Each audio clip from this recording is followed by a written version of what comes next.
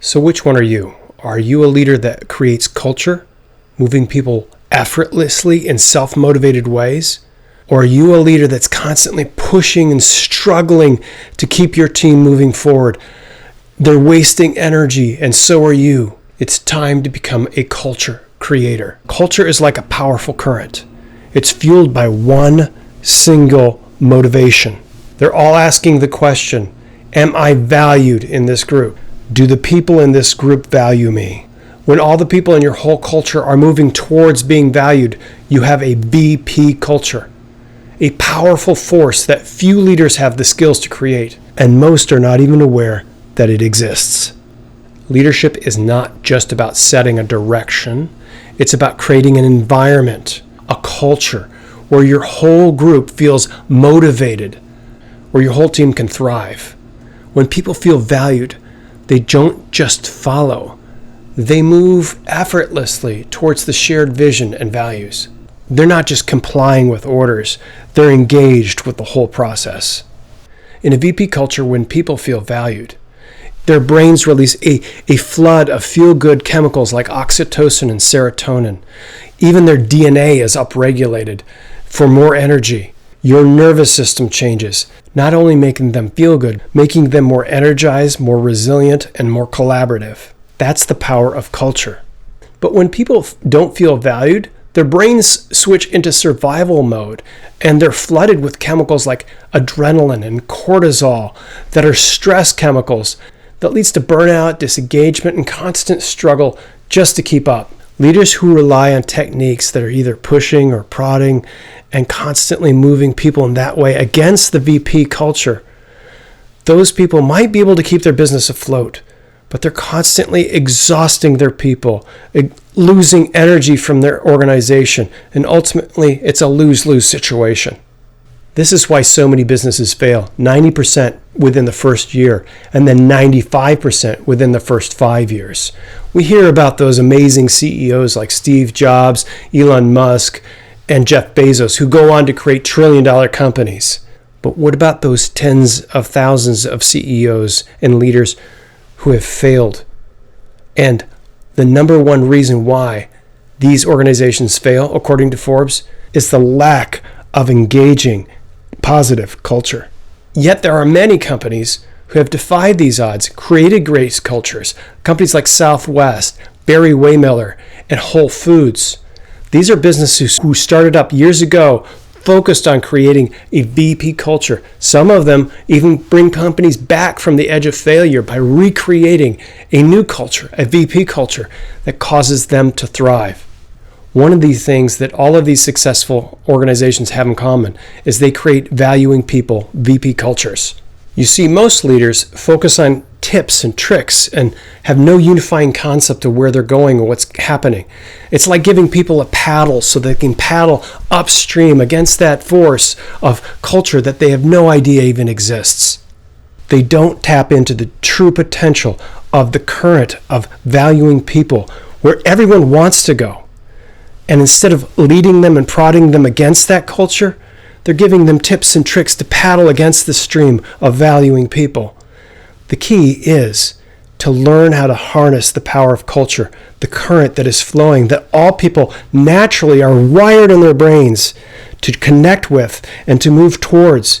If you as a leader can move people towards that, you've harnessed a power that few leaders have tapped into. Only the great ones lead people through culture. It's where you can move thousands of people in the same direction. If you're trying to do it one at a time with your own energy and your own pressure, it's not a multiplicative factor. You're missing the ability to create culture. That brings us back to our original problem. Are you a leader that creates culture? Or are you a leader that leads by force and command and control, one person at a time? Creating great corporate culture is not easy. It requires skills and dedication. It takes time. I've spent decades in Europe and in America focusing on what creates great culture. I'm an organizational scientist. I've dedicated my life's energy towards creating a system that will help you build a valuing people culture that taps into that current that all people psychologically are wired to move in. At this point, I have a lot of people convinced that they want to create a valuing people culture, and they say, I'll just go start valuing people. But the problem is you're still going to lose 20% of your productivity, and 51% of your people are going to leave, even though you have good intentions, even though that's what you want, because we don't rise to the level of our good intentions. We fall to the level of our training. Imagine yourself as a football coach, and the coach has no plan, no playbook, and just shows up with his talent on the field and expects to win the game.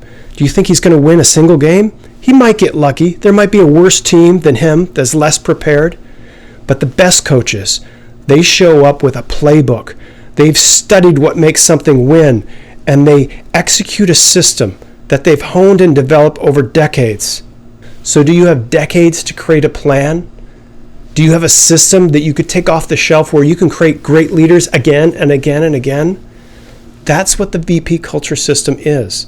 It's a system that helps you educate your leaders in how to create a VP culture. It's not up to chance. It's not up to good intentions. It's not up to mere talent. It requires a playbook. It requires a system. And that's what I've developed. As an organizational psychologist, I've gone through the literature, I've scanned the systems, I've read the scientific papers so that you can follow a system that will create a consistent flow of current in your culture that is moving your people and your leaders towards valuing people culture. So the VP culture system consists of 4 unique workshops. The first workshop is called Culture Science. It helps you get the big picture of all of these concepts that I'm talking about. What exactly is culture? How do we create it? What are the case studies? How have other businesses benefited from it? You get all of that kind of information that motivates you to keep moving as a group, and it gives you the fundamental skills to move into creating culture. That's the first workshop, Culture Science. The second workshop is called Personality Science. And this is where you're going to engage with the 5 factors that create personality. Why personality? Personalities are what move people effortlessly towards being valued. Every person has a unique 5 factors that move their brains into a specific way of perceiving the world and behaving in the world that is unique to them. And a leader that can lead them to that is going to be 70% more successful in engaging each individual. And it's going to make that person feel valued because they're engaging them by their strengths, not by their weaknesses. And then we have the next workshop, which is called Emotional Science. And emotional science is where you engage with the person in the language that we most use for creating value. That's the language of emotions. A skilled leader can communicate with emotional language that will connect them with the people that they're communicating with, and that they will move together towards that valuing people current. In fact, studies by Google and Harvard show that this is the #1 technique for making powerful teams. That's why we have emotional science as a workshop to move and create VP culture, where people will be moving in that current towards being valued. And finally, we have the workshop called Value Science. This is where you're going to be digging deep into the ultimate value of people and creational values, the little tiny things that you do that create experiential values. It's the relationship and flow between these values that will cause your current of valuing people to be alive and flowing. It keeps people from burnout. It gives your organization direction, where they're going to be able to create and make decisions based on those values that are not just values on the wall, but these are the 6 primary values that every leader, every person that needs to have in order to engage in valuing others in a powerful way. Without these 6 values, without this understanding, you're going to be wandering and not be able to navigate the current of VP culture. And it doesn't stop there. In between each workshop, we have a series of 9 classes that are online that you can use with your teams to help reinforce and remember all of the things that you learned in the workshop. Most of us have been to workshops and go, what a great thing! I'm so excited and motivated. And then we forget what was said. It requires ongoing classes. Our classes have videos, PDFs, lessons about science behind all of this, lessons about case studies from business that will help inspire your people to go, yeah, that's what we want. That's why we're doing this. Discussion questions so that you'll be reinforcing the material again and again over the next 9 weeks between these quarterly workshops. So that brings me back to our original question. Are you a leader that is a culture creator?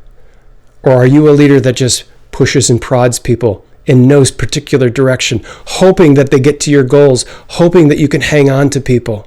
Culture creators create VP culture, where people will flow naturally towards the point of being valued.